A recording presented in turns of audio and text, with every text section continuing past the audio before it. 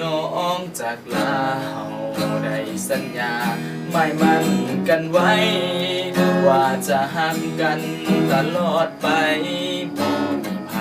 ถึงได้เฮินหาน้องไปเฮียนต่อมหาลัยเมืองใหญ่ใจกลางอ้ายมีหัวใจอ้างว่างน้องออกเดินทางไปไกลแสนไกลเวลาล่วงเลยอ้ายนี่บ่เคยเทียมใจยังห่างหอดสามใบ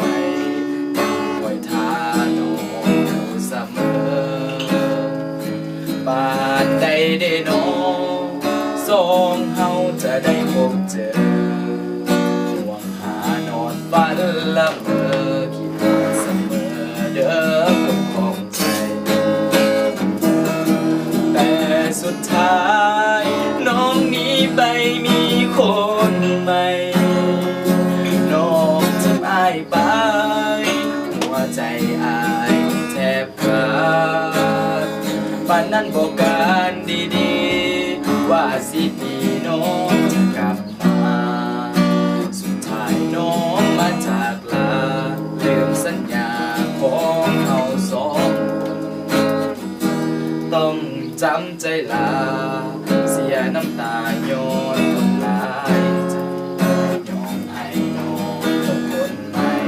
เดินอายไปสายเดินน้องลา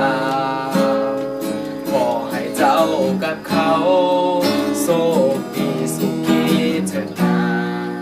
อายมันคงจนบ้านนาหมดวาสนาบ่ได้คน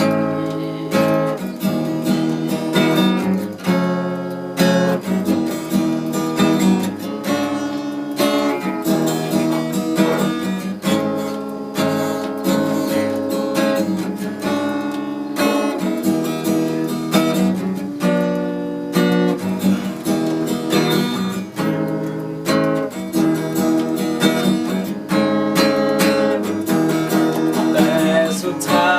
ยน้องหนีไปมีคนใหม่น้องทิ้งอ้ายไปหัวใจอ้ายแทบขาดปานนั้นบอกการดีๆว่าสิมีน้องจะกลับมา